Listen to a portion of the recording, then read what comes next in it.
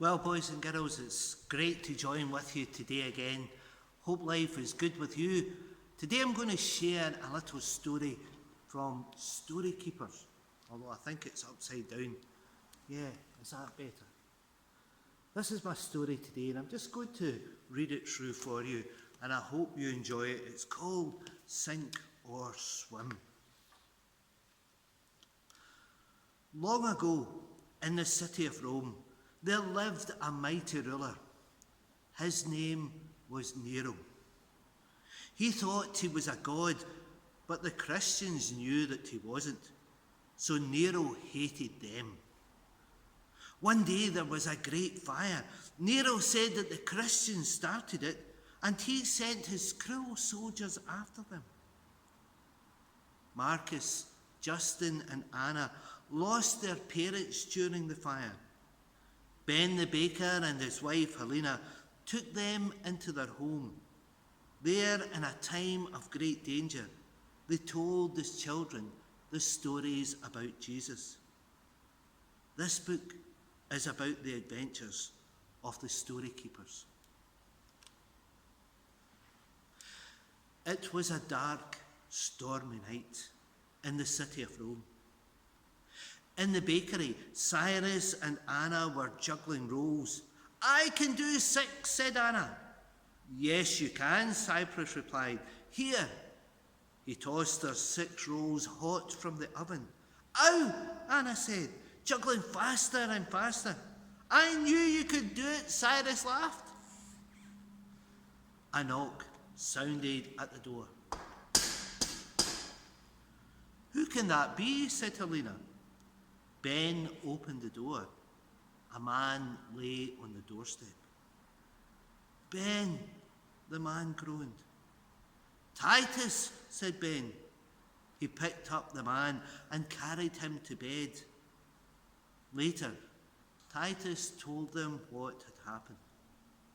"Because I am a Christian, the Roman soldiers sent me to a slave ship," he said. "It was terrible. The captain was cruel, and we hardly had any food. I escaped when we came ashore."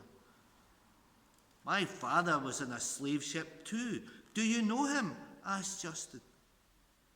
"There are many ships and hundreds of slaves," Titus replied.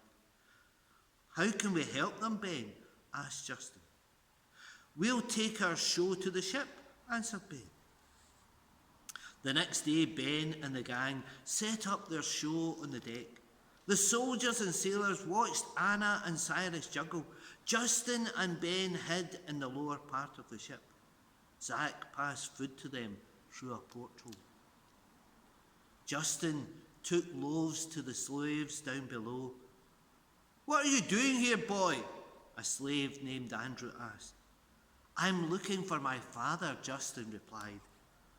"The only thing you'll find here is trouble," Andrew said. "Now go, before you get us all killed."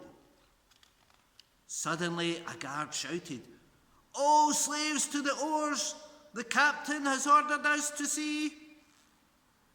Ben, Helena, and Zach and the children scrambled to leave the ship. Too late.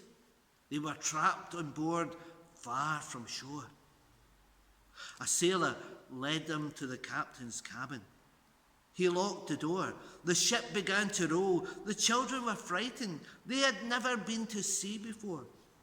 So Ben told them a story that Jesus told. One day, there were 2 builders. One man built his house on a rock. The other built his house on sand. Then winter came. The rains fell. The floods came. The winds blew. The houses rocked, just as this ship is doing right now.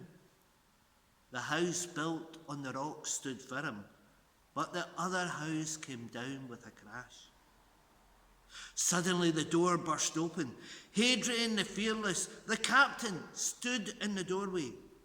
"So, these are the stowaways," said Hadrian. "They will work like everyone else." "Take this mop," the captain said to Zach.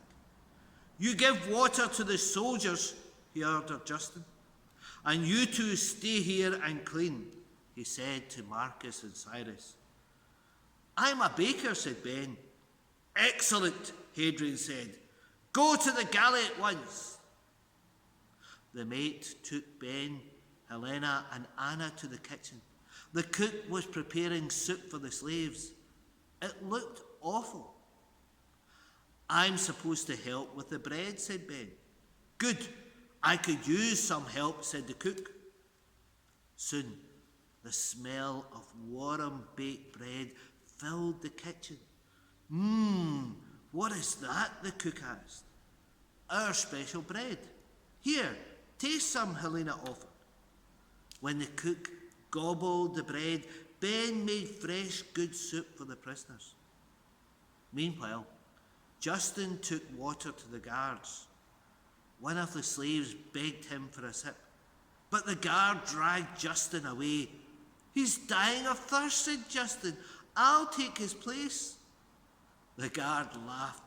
This I've got to see. Go ahead, little man, he scoffed. So Justin took the man's place and began to row. Ben and Helena took the soup to the slaves, and as they ate, Ben told them a story. One day, Jesus was teaching people about God's way. The house was packed. 4 people were carrying a friend who couldn't walk. They could not get in. The 4 carried their friend on the roof. They lowered him through the roof to the feet of Jesus. When Jesus saw how they trusted him, he said to their friend, Get up, pick up your mats, and walk. The man got up and began to walk. Everyone was amazed. We've never seen anything like this, they said. The slaves too were amazed. They enjoyed the story nearly as much as they enjoyed their bowl of soup. Suddenly there was a crash. We're under attack, shouted a slave. Prepare to be boarded. A ship had smashed into the hull. Water poured into the hole. Ben and the gang clambered into the soup pot and floated in the water. As the pot passed the ship, some slaves called out, Help us, we're drowning. The gang clambered back on board. There's still chains, said Justin. I saw some keys in the captain's cabin, said Cyrus. Thastus, Marcus's pet goat, butted the door. The door burst open and Cyrus found the keys. Ben helped Helena, Marcus and Anna to escape to another ship. He and Justin took the keys to the slave hold.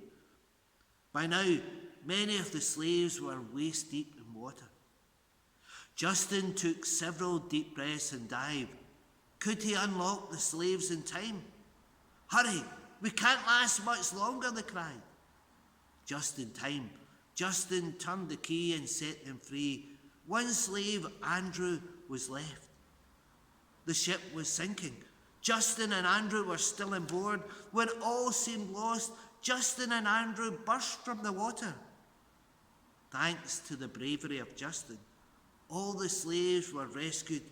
Ben and the gang were picked up by a rebel ship, and everyone arrived home safe and sound. I hope you liked that little story from our Storykeepers collection. Maybe I'll tell you another one next week. Meanwhile, let's see if you can find Maxima. She's gone missing, and I need to see if you can spot her before I can. Well, today Maximus's wife, has gone missing. And can we find her somewhere? Is she hiding inside the house? Or is she hiding behind the clock? I don't think so. I wonder where else she might be. Maybe she's gone a trip to the castle. And maybe she's inside the castle. Maybe she's gone to find some peace. Perhaps not. Or maybe she's gone to see a little cross. Where, oh where can Maxima be? Can you find her before it's time for tea?